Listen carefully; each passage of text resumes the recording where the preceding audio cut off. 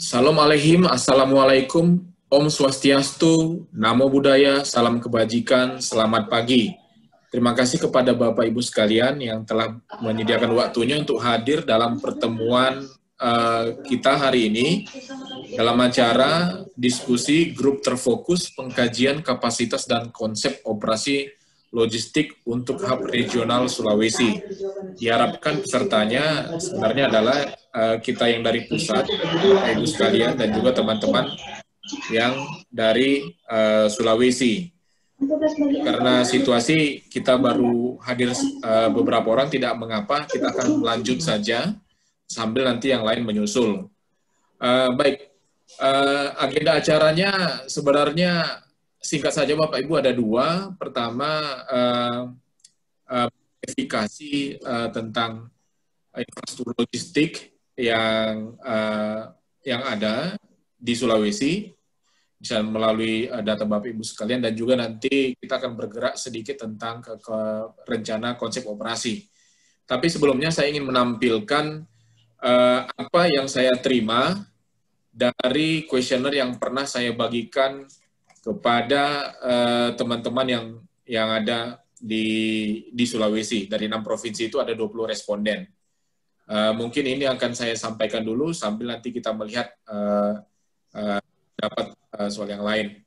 Kemudian yang kedua, nanti setelah ini kita akan masuk ke dalam menti, baru setelah itu nanti ke konsep operasi. Begitu kira-kira ya? Oke, Pak. Baik, saya akan bagikan dulu. Ya, sudah jelas dilihat ya Pak ya? Sudah bisa lihat ya? Sudah Pak. Ayo, Ya. ayo ada sesi pengantar sebelumnya sedikit ya. Oh ya, berarti duluan. Ya, betul. Oke.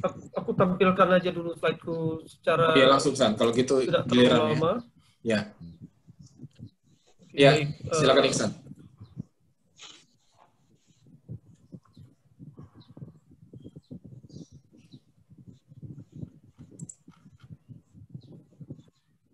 Sudah kelihatan kah? Oke, sudah. Sudah, jelas. Oke, ya. Assalamualaikum warahmatullahi wabarakatuh. Salam sejahtera untuk kita semua. Terima kasih banyak rekan-rekan sekalian atas kehadirannya, atas waktunya, kesempatannya, sudah berusaha di tengah kesibukannya meluangkan waktu.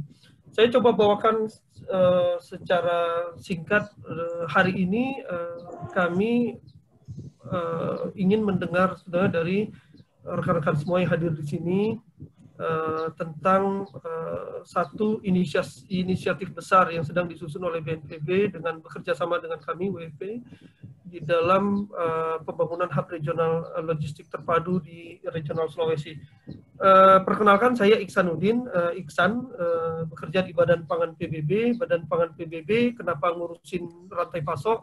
Dikarenakan berdasarkan mandat dari Interagency Standing Committee, di mana Indonesia juga bagian di dalamnya, menunjuk Badan Pangan PBB sebagai Global Cluster Coordinator untuk urusan logistik dan rantai pasok, termasuk telekomunikasi darurat, ketahanan pangan. Sementara beberapa lembaga PBB lainnya memegang mandat yang berbeda, WHO, Kesehatan, UNICEF, Pendidikan, Perlindungan, dan lain sebagainya. Inisiatif ini digodok tahun 2015. Pada saat itu BNPB berkeinginan 2014 mereka ingin membagi Indonesia menjadi 3 wilayah barat, timur, tengah dengan membangun staging area atau consolidation hub di masing-masing kota besar, Medan, Surabaya, Makassar. Kemudian hal tersebut dituangkan ke dalam RPJMN 2015-2019, di mana BNPB akan membangun masing-masing hub logistik ataupun gudang regional di 6 wilayah, 6 pulau. Mengingat 3 hub utama lalu 3 hub pendukung. Hal tersebut juga tertuang di dalam RPJMN yang baru, di mana itu tetap menjadi prioritas. Kenapa belum selesai? Dikarenakan ada moratorium pembangunan fasilitas gudang di tahun 2018 hingga tahun 2020. sehingga hal ini baru diagendakan kembali untuk tahun 2021. 3 hub utama sekaligus staging area, Sumut, Jatim, Makassar, dan 3 yang pendukung. Lalu gudang nasional yang ada di Bekasi yang 10.000 meter square yang 2 lantai itu menjadi gudang nasional. Idenya gudang yang konsepnya staging area ataupun hub utama itu juga dapat diperuntukkan dalam kasus bencana skala besar melebihi kapasitas satu regional ataupun satu wilayah Indonesia Timur. Hub ini juga bisa difungsikan menjadi titik di mana bantuan internasional masuk, dikonsolidasi, diprioritasasi, dikendalikan dari sini. Nah, kemudian komponen ini ada 5, saya tidak bacakan lagi, bisa dilihat di sini. Kita masih di komponen 1, komponen lainnya berjalan secara simultan. Namun komponen 1 ini yang kita fokus pada saat ini. Komponen 1 terdiri dari banyak sekali elemen yang kita ambil dari lessons learned dan best practice yang dilakukan oleh lembaga-lembaga internasional, PBB, komunitas internasional, donor, lain sebagainya di Asia Pasifik, khususnya di Vanuatu, Fiji, Solomon, Tonga, dan juga Nepal, Filipina, yaitu membuat satu proses seperti ini sebelum sebuah regional hub didirikan. Pertama, kajian lokasi gudang sudah dilakukan oleh National University of Singapore Logistics Institute Asia Pasifik, Pak Bob, mungkin banyak yang kenal. Tahun 2015 dengan melihat 34 provinsi menggunakan kurang lebih 30 parameter penting aksesibilitas ke bandara menjadi kunci, infrastruktur, kesiapan pasar, dan lain sebagainya. Kemudian di tahun 2017, setelah ditemukan lokasi, tahun 2017 kita verifikasi, kita melihat plot lahan-lahannya di mana-mana saja di Makassar dan daerah lain. Jadi di Makassar ada sekitar 8 atau 12, apa 10 gitu. Itu sudah spesifik melihat plot. Sudah tidak ada lagi perdebatan kenapa tidak provinsi ini, provinsi tidak. Itu secara AHP metodenya sudah muncul scoring segala macam, muncullah provinsi tadi. Kemudian seiring waktu berjalan terjadi moratorium, proses dari komponen selanjutnya pembangunan infrastruktur lainnya terhenti. Padahal detail engineering dan spesifikasi teknis, RAB lain sebagainya sudah jadi. Kemudian di tahun 2018 kami menginisiasi klaster logistik, Sislok Panas sekaligus pembentukan satu forum koordinasi logistik. Karena upaya seperti ini tidak bisa dilakukan hanya oleh BNPB dan BPBD saja atau pemerintah saja. Perlu satu upaya bersama melibatkan pentahelix, kita nggak ngomong segi 3 lagi, bahkan segi 5 tersebut, pentahelix. Yang paling penting yaitu peran serta dunia usaha dan organisasi masyarakat di dalamnya. Nah, lalu inisiasi ini dilakukan di Makassar tahun 2018, kemudian hub ini juga harus dirancang, didesain untuk mampu merespon ke satu bencana skala regional tentunya. Dan itu hanya bisa dilakukan dengan metode penyusunan satu resiko, indeks resiko, dan juga senario, berdasarkan konsultasi dengan Direktorat Kesiapsiagaan BNPB, BMKG, menggunakan data indeks risiko bencana, menggunakan disaster risk index, macam-macam ada di sini, DB, IRB. Kemudian seiring waktu berjalan, ada 2 senario ditentukan. Yang pertama, banjir, ini 2019, banjir besar di perbatasan Sulawesi Selatan, Sulawesi Barat, Luwu, dan sebagainya. Satu lagi, gempa dan tsunami besar melanda Gorontalo berbatasan dengan Sulawesi Utara. Kemudian yang gempa itu pun ada juga yang potensi mengancam ibu kota baru, longsoran bawah laut. Ada beberapa kandidat selain banjir. Ini proses saintifik sekali, melibatkan orang-orang ini. Ada seismic gap, ya, tidak juga tiba-tiba nunjuk karena di sana pernah, enggak seperti itu. Ini proses semua saintifik. Kemudian seiring ke pemutusan senario apa yang akan dipilih, karena ini harus multi hazard, hub ini harus didesain untuk merespon multi hazard, timbullah COVID, sehingga kami belum sempat memutuskan selain banjir itu kira-kira apa. Timbul COVID, lalu di bulan Maret kami memutuskan sebetulnya direncanakan sosialisasi program ini kami dalam 3 minggu terakhir hampir setiap hari bertemu dengan banyak sekali stakeholder di regional Sulawesi. Kemarin juga intens sekali, bahkan 2 minggu lagi ada pertemuan tatap muka di Makassar. itu mensosialisasi program ini. Lalu di bulan April kami merekrut tenaga ahli yang mewakili BNPB dan WFP, yaitu Pak Sipayung.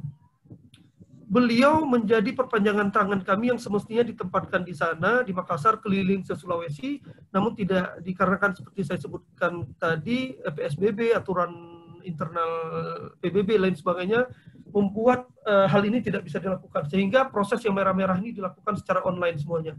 Nah, beliau sudah melakukan proses ini secara online. Yang pertama, memetakan kapasitas sumber daya logistik, infrastruktur apa saja yang saat ini digunakan untuk COVID.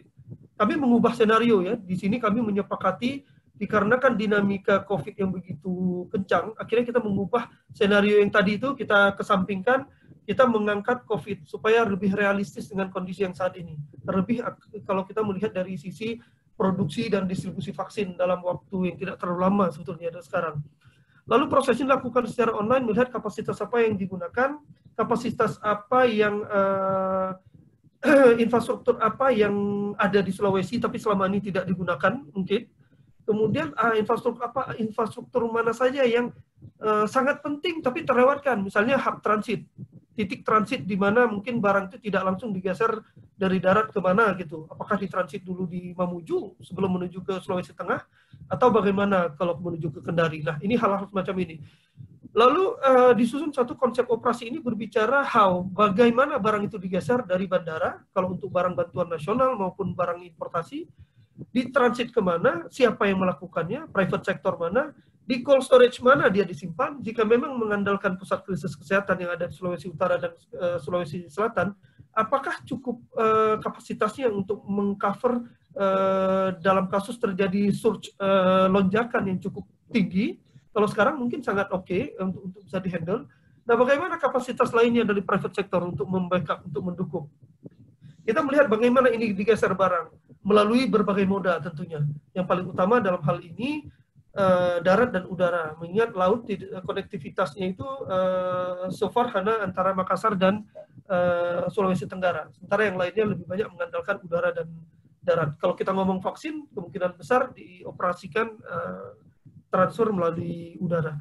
Lalu, kemudian harapannya dari sesi diskusi hari ini adalah memverifikasi ke rekan-rekan sekalian yang punya kompetensi di bidang logistik dan rantai pasok dari hasil asesmen dan juga development yang dilakukan Pak Sipayung. Nanti beliau akan paparkan dan juga melalui proses menti supaya lebih cepat. Jadi nanti dikasih kuesioner Bapak rekan-rekan sekalian. Ini saya belum tahu yang bergabung, mungkin sudah ada ibu-ibu juga, mohon maaf. Bapak Ibu sekalian nanti bisa pakai menti supaya lebih cepat. Jadi kita diskusinya tidak terlalu banyak habis waktu. Kemudian harapannya setelah ini semua terjadi dalam tahun ini disusun satu rencana operasi logistik atau kami menyebutnya rencana tanggap darurat logistik. Rencana ini adalah rencana berbasis regional. Artinya akan ada satu perencanaan terpadu se-regional Sulawesi untuk menangani COVID.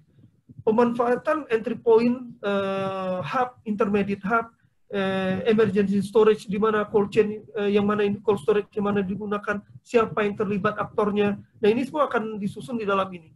Ini tentunya perlu dibeli, artinya buy-in dari pemerintah tingkat provinsi. Pada tanggal 29 September ini kami merencanakan dengan BNPB tatap muka untuk menggalang komitmen bersama, penandatanganan komitmen bersama untuk mendukung pembangunan hub logistik terpadu ini, termasuk rangkaian proses yang kita bicarakan. Nah, tentunya ini akan harapannya dari situ nanti akan bisa diinisiasi, diadvokasi lebih mendalam melalui gugus tugas masing-masing provinsi untuk diselaraskan dengan rencana operasi masing-masing provinsi. Lalu disusun SOP dalam tahun ini, lalu simulasi paling cepat bisa dilakukan di tahun depan. Modalitas respon singkat saja ini adalah melihat satu hub regional paling tepat untuk Makassar disimpan barang bantuan jenis apa, peralatan apa, permakanan apa, di Papua cocoknya apa, lantas berapa lama barang bantuan tersebut harus didistribusikan. Ini ada perhitungannya, berapa populasi terpapar dari skenario ini dan lain sebagainya. Ada kalkulasi yang sudah didraftkan sebetulnya. Lalu berapa lama barang bantuan non tunai bisa didistribusikan, kesiapan pasarnya. Nah, ini banyak kajian dari tenaga ahli kami yang lain lagi sudah pernah dilakukan. Nanti perlu penyelarasan dengan COVID. Nah, ini satu penanganan yang mengubah paradigma dari responsif biasanya menjadi satu upaya preventif dengan terencana, terukur, dan teruji tentunya melalui proses simulasi bahkan.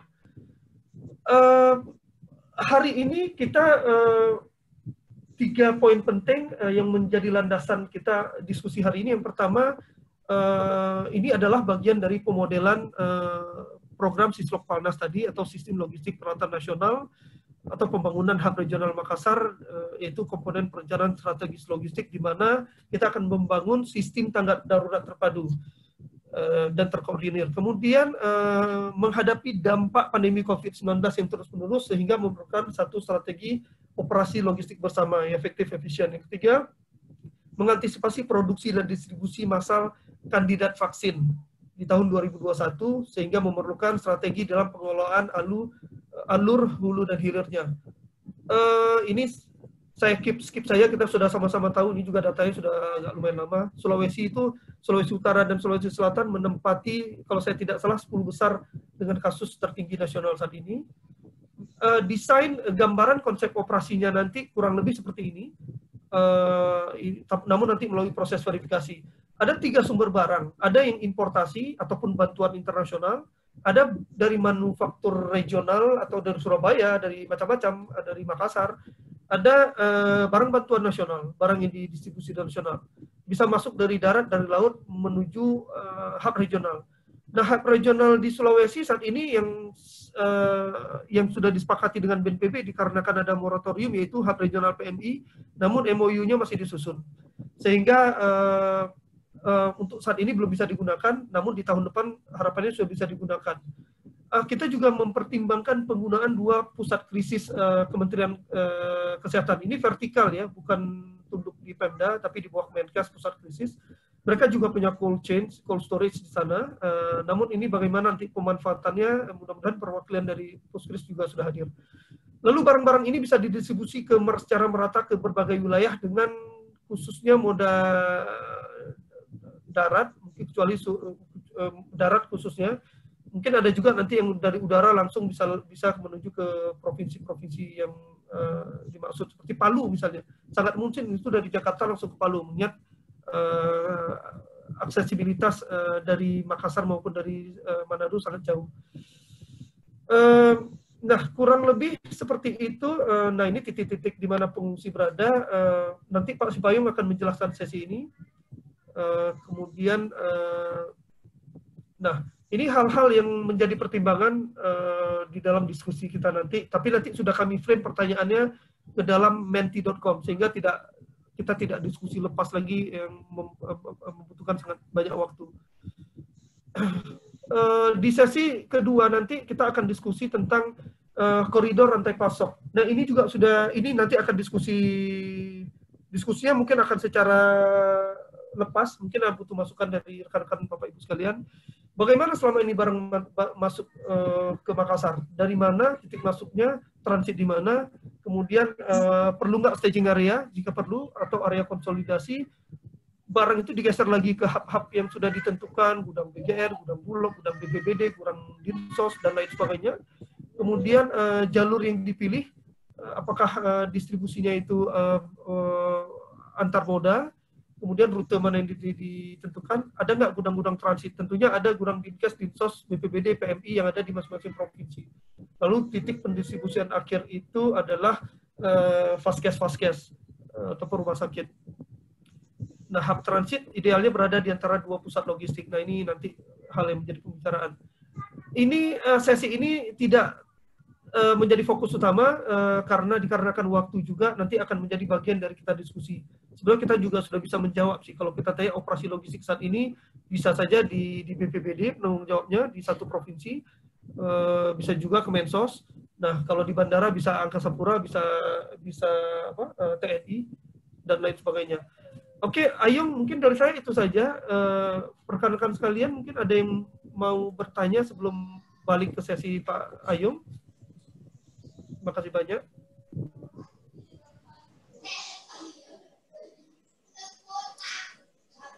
Ya, Pak Irsanuddin, bagus sekali nih. Terima kasih, Pak. Ya, jadi tadi saya tertarik dengan hub-hubnya, Pak. Jadi kita ini kan kalau di Indonesia Timur itu yang paling utama itu memang cold storage tersedia itu untuk produk hasil laut, Pak ya. Jadi hasil laut ini tidak bisa dicampur dengan yang namanya produk-produk kesehatan gitu ya, karena sangat berbeda, apa namanya, suhunya juga berbeda. Dan di sana itu, di Indonesia Timur itu tidak semua cold storage itu siap untuk suhu plus. Jadi apalagi dia hanya sebuah cold storage itu biasanya dia udah setting suhunya itu adalah di suhu minus gitu ya. Nah, jadi di sini tidak semua cold storage yang ada di semua area Sulawesi itu siap untuk menerima apa namanya, penyimpanan dari produk-produk kesehatan gitu. Kita punya beberapa rental cold storage itu memang udah bisa disetting suhu plus sampai ke minus ya. Dan itu karena suhu ambien produk kesehatan ini adalah sangat tinggi ya, maksudnya sangat riskan gitu. Jadi diperlukan cold storage yang memang punya fasilitas bisa menjaga kisaran suhu yang diminta oleh produk kesehatan gitu, Pak. Jadi kalau di Sulawesi Selatan itu kita punya, kalau di area Kima itu saya pikir sangat sedikit atau mungkin tidak ada yang bisa menerima secara kualitas ya, dia bisa menjaga suhu. Kita tidak ingin mereka bilang ada suhu yang bisa ditempatkan di anterum, karena anterum ini kan sangat peka dengan keluar masuknya barang ya, sembarang barang lah istilahnya gitu, dan juga buka tutupnya itu cukup sering gitu di anterum. Jadi kalau ada mengklaim kami bisa nerima, itu mesti kita cek dulu solidnya penjagaan temperatur di cold storage. Jadi kalau memang rental cold storage ini memang sudah dipersiapkan di suhu berapa aja dia bisa disetting gitu, Pak ya. Nah, jadi ini perlu jadi perhatian dari tim dari WFP dan lain-lainnya ini supaya memilah company yang mampu memfasilitasi. Terus kemudian yang kedua tuh kita juga ada solusi kalau memang di Sulawesi itu pergerakannya cukup sering gitu ya. Jadi kita bisa menempatkan kontainer river yang memang bisa di setup ke suhu yang memang diminta gitu ya. Jadi dia bisa statis dan bisa juga sebagai mobile gitu untuk digeser-geser ke beberapa daerah yang memang memerlukan, mungkin sampai ke tingkat kabupaten, asalkan itu bisa tersedia fasilitas pasokan listriknya. Itu Pak kira-kira yang bisa saya sampaikan itu. Terima kasih Pak Ihsanuddin ya. Ya, terima kasih banyak Pak Ihsanuddin, poinnya valid sekali. Terima kasih banyak, ini juga nambah wawasan kami yang tidak terlalu sering terpapar dengan hal-hal yang terkait cold storage. Ada lagi mungkin dari rekan-rekan, selamat bergabung Ibu Widi.